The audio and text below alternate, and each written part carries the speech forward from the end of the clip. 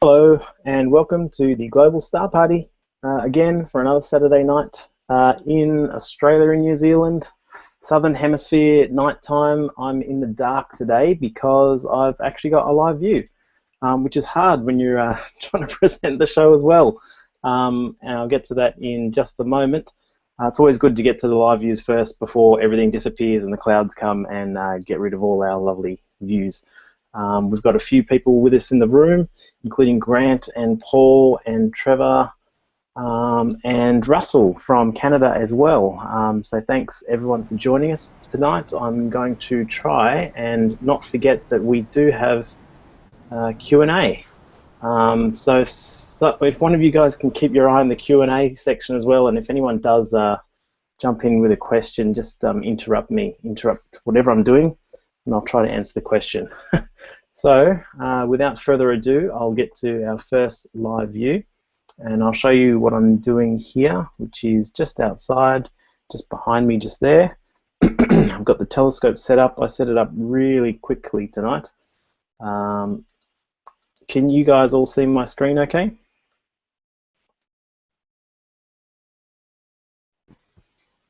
Yeah, it's crystal clear here, Dylan. Okay, cool. Yeah, that looks like Orion by the looks of it.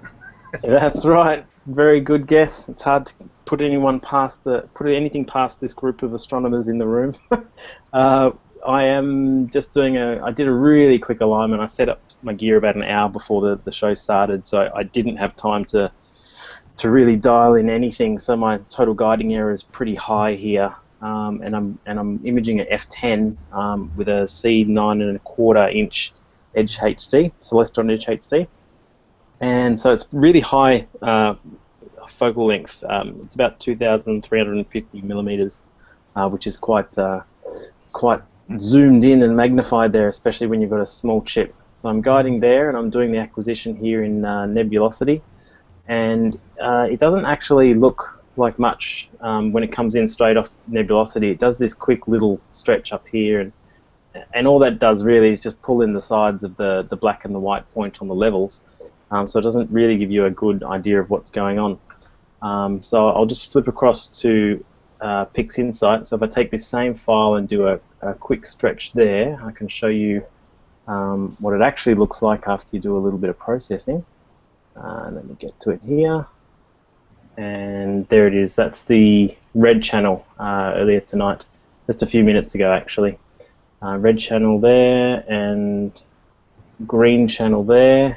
I'm just doing the blue again now, so I'll flick back to the red. The red has a bit more detail. This is just a 20-second exposure, so really quick, but Orion is so bright, it's really quite easy to get a lot of detail. So you see the dark dust lanes within the trapezium. Now obviously this, if you know Orion, you know that this is a massive object and it extends way out of frame here. This is just a small fraction of it, so I'm really sort of pushing the scope to its limits there. And you can make out the 4 distinct stars right in the core here. So it's nice to see that that definition there. So that's our first live view of the night. And I'm going to keep imaging this because this is I've got another run of about 20 shots to go, and I'm going to set up and hopefully do some planetary after the show finishes and catch the planet of the hour at the moment, which is Jupiter, slowly coming into opposition right now. So I'm going to flick over to Paul in New Zealand. Paul, how are you going? Hello. How's things in New Zealand tonight? A tad warm. It's still 26 degrees and it's 1 o'clock in the morning. It is warm for New Zealand. And we've got a nice view of, or we had a nice view of Jupiter. It looks like it's fading in and out of our vision here. I assume you've got some high clouds just scattered around there. Yeah, there must be a few whizzing through. Yeah. Sometimes the atmosphere gets quite bubbly as well, so before it just disappeared there, you would have seen it sort of bubbling and warping in the atmosphere as the, you know, it's not just a piece of glass we're looking through, it's kilometers and kilometers of air and gas and different elements that all bubble up in the atmosphere. And this is why I wanted to get to the live views quickly, because if we gas bag on for too long, stuff just disappears. As you can see, has just happened with Jupiter. But we got in there. We actually got Jupiter there. The good thing, Dylan, about the Orion Nebula, there's actually two messy objects there, M42 and M43. You don't need expensive telescopes to actually view it. You can use a pair of 10 by 20 binoculars, Right. and you can have a very good view of the Orion Nebula. Very easy to find. Yeah, in fact, I set up so quickly tonight, none of my plate solving or anything like that was working. None of my go-to was working. So it was one that I actually just went old school and just looked through the finder scope and manually slewed around until I got it. And Orion is so big that even in the finder scope, it's easy to pick out and zoom in on.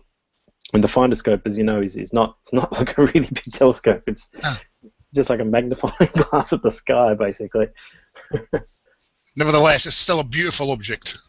Yeah, yeah. I reckon this will come up all right. Even though it was a quick thing and the stars are a bit blobby, I've got about 120 frames, so I should be able to stack them all together and get a nice result, which is a nice demonstration of this camera as well.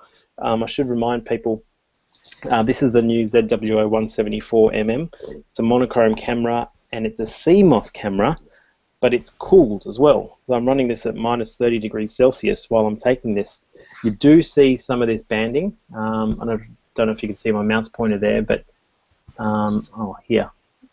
You can see some banding, which is typical of CMOS cameras, but with it, and that remains actually after stacking, you still see that banding. And this is a bit of a quirk with using CMOS the same way we'd use a CCD camera. But I found that using, at least with topaz denoise in Photoshop, it really just does away with that banding pretty much automatically, which is excellent. So it still makes this kind of camera, this kind of setup, a pretty viable setup for this sort of stuff, deep space stuff, I mean. Yeah, 174mm. And there's Grant showing us a lovely version of M42 in his phone, by the looks of it. It's one of my favourite objects, Dylan. Yes, Yeah, and it's very good to cut your teeth on when you're starting out in astrophotography as well, because you know as well as I do, there's a lot of mistakes and there's a lot of trial and error. But when you're imaging M42, the errors aren't as abundant as if you're trying to image something else, a lot harder, you know. Yeah, it's very forgiving and so quick to get that data, so you don't have to guide for very long. You don't even have to guide when you're starting out. Just take quick images. I'm going to flick back over to Paul because it looks like Jupiter's back and we're getting some nice bright patches. Jupiter is almost at opposition at the moment, so it's really nice and high in the sky and very, very visible for us Earthlings. So while I'm talking about Jupiter, I believe that this morning or last night, it was actually about 24 hours ago for me. There was a fantastic double transit where we can see the moons going across the face of Jupiter. Let me just share this one out for you. Wait a sec. And this is an image that's also come from New Zealand, and it is a corker. Raymond Megan Collicutt. I don't know this person, and I hope they don't mind because this is coming straight off my Facebook, although it is shared as a public picture on Facebook. He posted this 13 hours from New Zealand, saying Jupiter this morning, seeing was good, but got a lot worse by the time Mars and Saturns were up, so I didn't bother. ZWA ASI 224 color camera. That's fantastic for a one-shot color as well. ZWA ADC atmospheric dispersion corrector. I don't even know what that is, but it sounds excellent. Does anyone else know what that is? ZWO ADC, atmospheric dispersion corrector. Whatever it is, it's doing a fantastic job because this picture is amazing. 18-inch f3.3 Newtonian, which is just brilliant, and TeleView 5 times PowerMate. This is all really fantastic gear for this sort of setup. In fact, the one thing that lets it down is probably the color camera, but I don't think that's much of a letdown at all looking at the image, especially when you're doing a transit and time is of the essence. You don't want to be changing filters and doing different filter runs because the moons are going to move position in that time. So it's probably the perfect setup for this kind of event. I forget what moons they are. I think it was Io and Ganymede that did the transit. Yep. And Grant, you were saying before that there's another one happening tomorrow near you? It's early hours Monday morning, 7th and 8th, Dylan. I'm going to hope and pray for some clear skies so that we can. I'm actually going to put my SBIG STT-8300 camera on it in planetary mode and just see if I can get any decent shots on that with a Takahashi 120. Cool. I didn't even realise you could do planetary with that sort of a chip. Yes, there's a planetary function on that camera as well. Superb piece of kit. Excellent. That is amazing. All right, I'm going to flick over to Russell. Russell, could you possibly share out some stuff from the Flickr group if you've got anything there?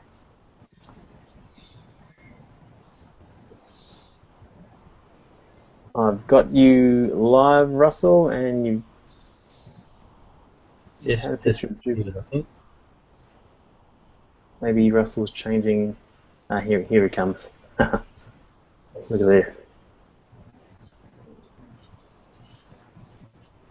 I can't hear you, Russell. I'm not sure if you've got your mic on or not. But this is a beautiful image from the Rosette Nebula. Rosette is massive, and this is one of those high mag shots, high focal length, zooming right into an area just outside the core. Where we see these long tendrils of dark nebula, or patches of clouds and dust. I think it's clouds of dust, not gas, that actually obscure some of the scattered light from the reflecting and emission nebula around it. Excellent detail, really, really nice. From Brendan Kinch, by the looks of it. Yeah, and narrowband. Because it's not a blue object. I recognise this one because I saw this morning as well. Paul Swift is in galaxy mode at the moment, and Paul Swift is just an amazing astrophotographer. We've talked about his work on the show before. Definitely follow him on the socials if you can, because everything he puts out is just stunning like this.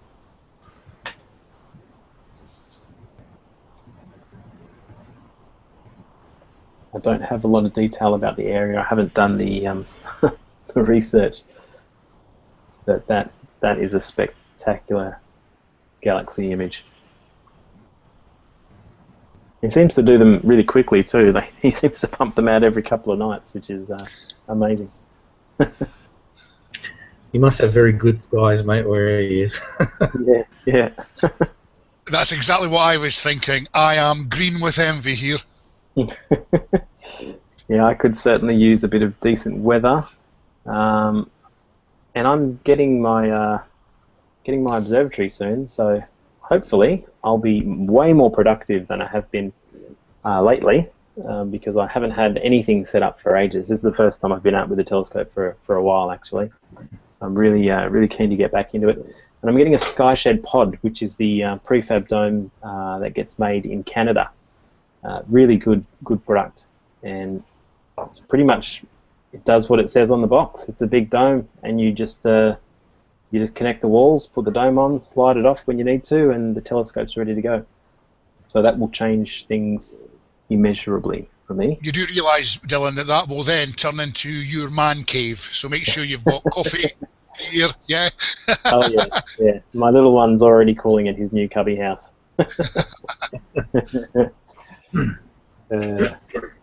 Well, I don't know that we've got much else going on. We've got clouds over in New Zealand, looking at Paul's all-sky cam image there.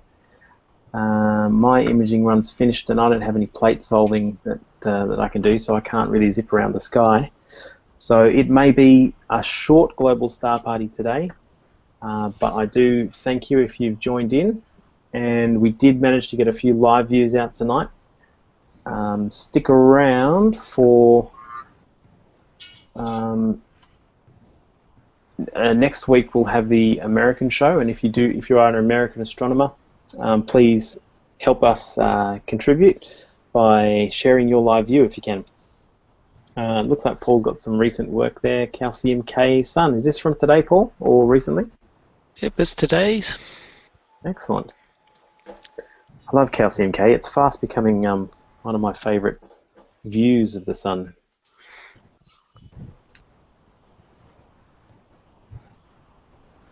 I might have one more image to share from last night. We do like to keep things a little bit current on the Global Star Party, so pretty much everything you see is happening now or within the last 24 hours, which is good. And here's one that I took. This might not translate well because it's in portrait mode, but let's give it a shot.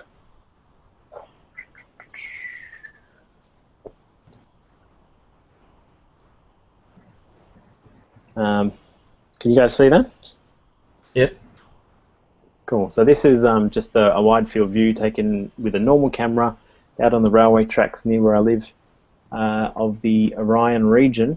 And as I'm taking the 30-second exposure, I was a little bit tipsy. I'd had a few too many wines, and thought I'd get a bit creative and just turning the zoom. So I changed it from 11mm zoom to 16mm zoom, which is the length of this Tachina lens.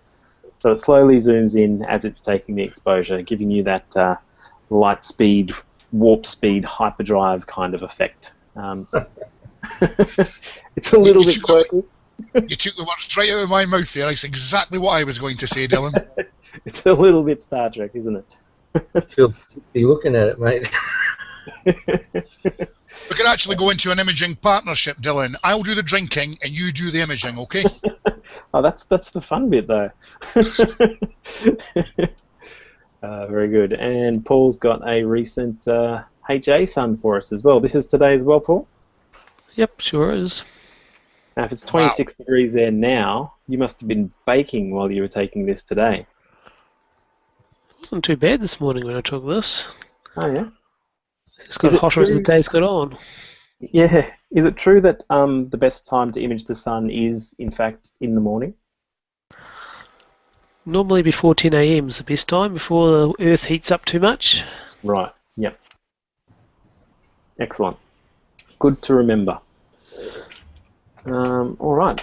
I think we're going to call it a show. I know it's a short one, but we haven't had any questions, and we've got some live views out there and featured as some of the flickr. So, yeah, thanks everyone for coming along, and I guess we'll see you next week, hopefully. We'll just keep them coming, and we'll, like this, it's always unscripted and always unplanned. We just say, let's do it Saturday night, see what's going on, see who's got a telescope set up, and just see what happens.